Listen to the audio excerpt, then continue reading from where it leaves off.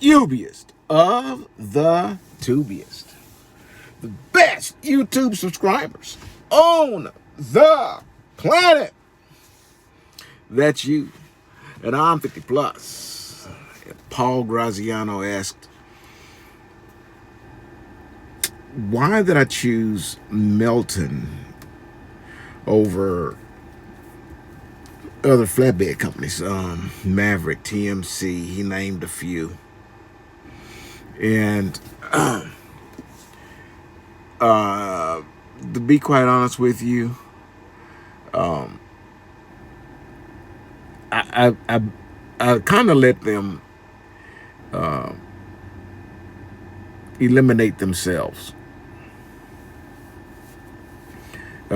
Maverick, for instance, when I reached out to them, they told me they wasn't hiring in my area. And maybe that was true, maybe it wasn't. But I mean, I had a year experience driving and no issues. So I only took it as that being the truth. I didn't know a whole lot about TMC. But and quite honest with you, I didn't even reach out to him. I did kind of look into him a little bit, but I didn't study up on it. I knew Melton was an option, and I watched some people on YouTube that drove with Melton.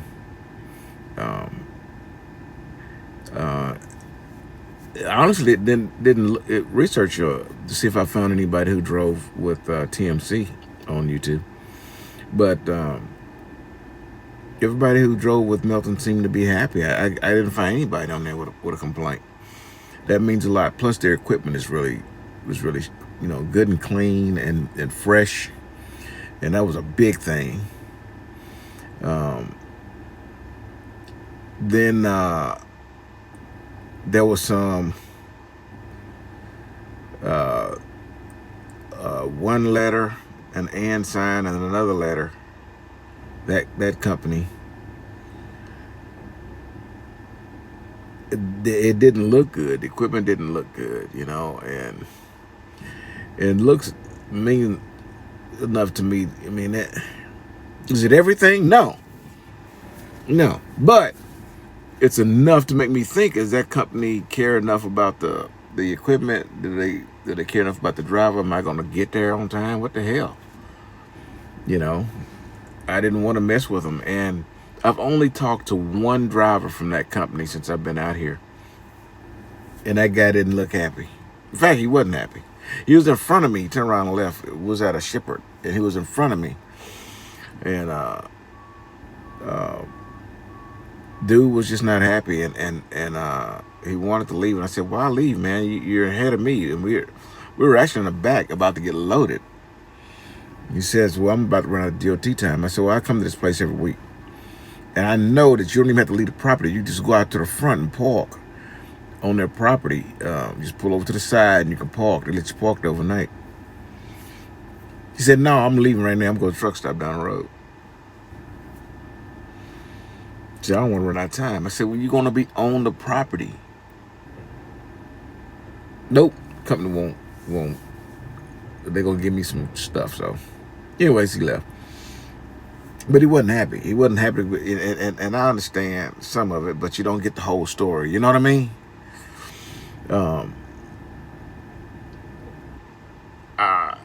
He also mentioned Prime. And the reason I didn't go with a company like that, or just stay with Swift and do flatbed at Swift, is because whatever I was going to do was going to go with a pure flatbed company. Okay? Because I mean, I want to do it for real, man.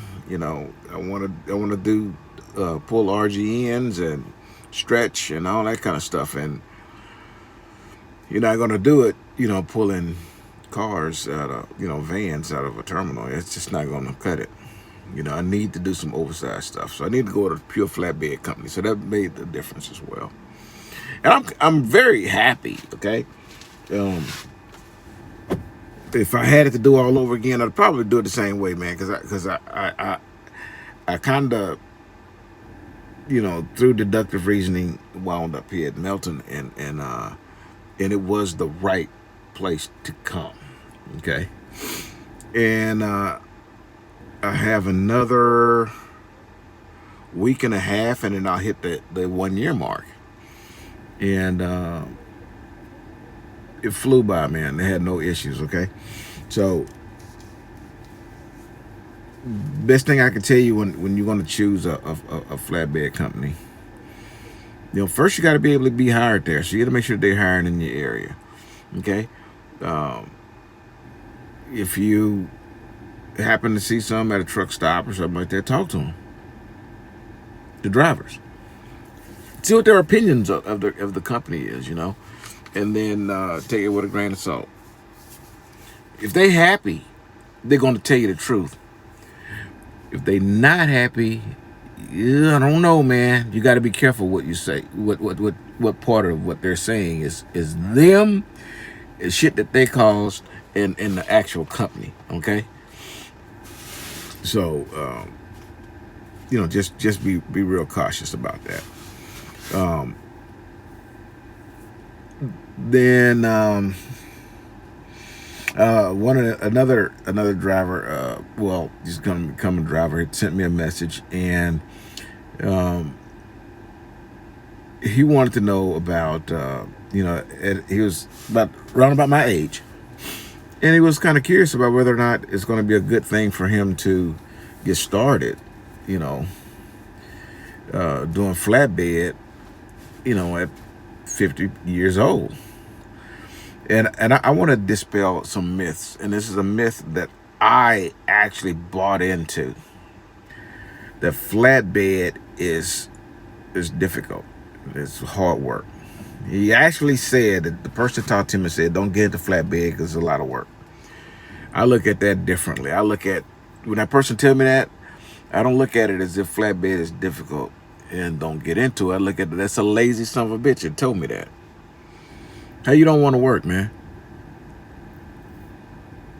You know, I look at it like this: if that's more work, that means more pay, and it is more pay, and it is a little bit extra work. But that's what I'm out here. I'm out here to make money, and it's really not hard work. It's not, man. I'm sitting there looking at these two dudes unloading this truck in front of me. It's another Melton truck in front of me. We're at a job site. I'm gonna let them play in the mud while I sit in the truck. They do all the hard work. All I did is go out there and unstrap. I was outside probably 10 minutes. Maybe a little bit more than that. Maybe like 15 minutes at the most, unstrapping this load. But I've been sitting here over an hour while they unload this truck in front of me. And that truck in front of me had a lot more stuff on it than I have. But and I'm pulling a step deck, so you know I'm only using the lower deck. So they doing all the hard work, and strapping the load is nothing. I mean, it's literally it's easy. You just throw the straps over. Excuse me. You just throw the straps over, man. It's no big deal, okay? Anything that's I would consider a little extra work would be tarping. And most of the loads are not a real issue to tarp.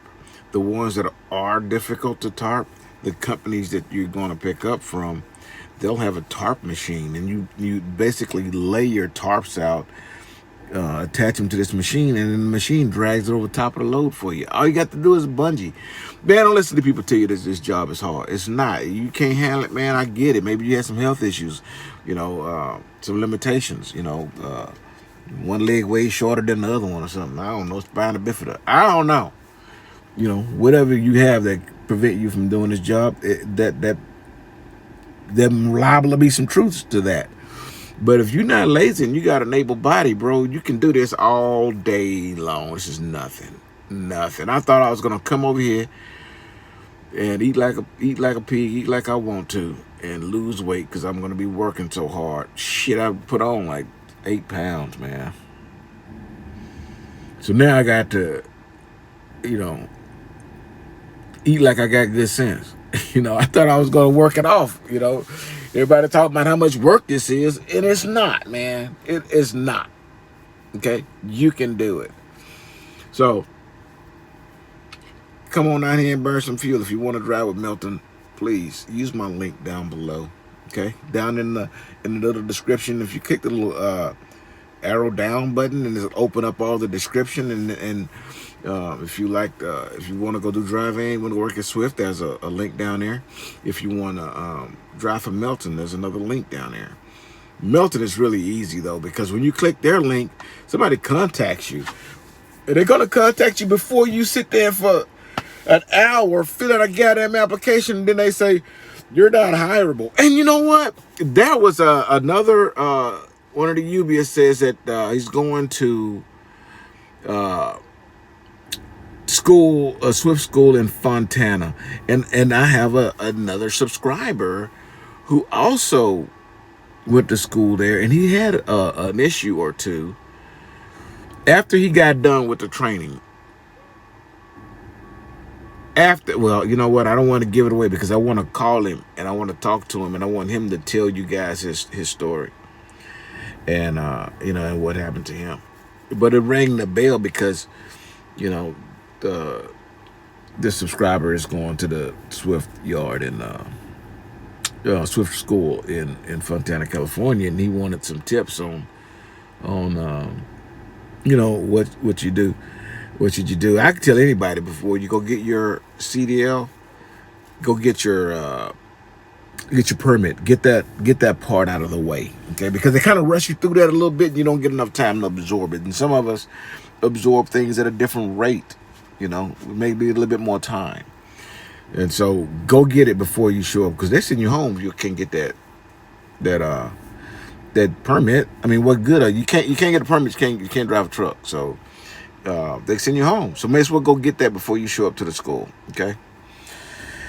Anyways, I hope I gave you guys some good, useful information. And I was gonna do some lives this weekend, but you know, man, look, I got a whole lot of stuff going on. My bad. I'm gonna try to get it done. Maybe I'll do one during the week instead. But you know, I got a couple irons in the fire. Some of it's going to be pretty fun. You guys will be able to watch. By the way, if you hadn't already, go to my cooking channel. Man, I made a really, really nice steak of poivre on Saturday, and then I uploaded it already on my cooking channel. So that link is down below also. I appreciate you guys. I hope I was able to give you a little something to work with. Until I see you again, deliver undistracted. Here's your boop. Yeah, boop.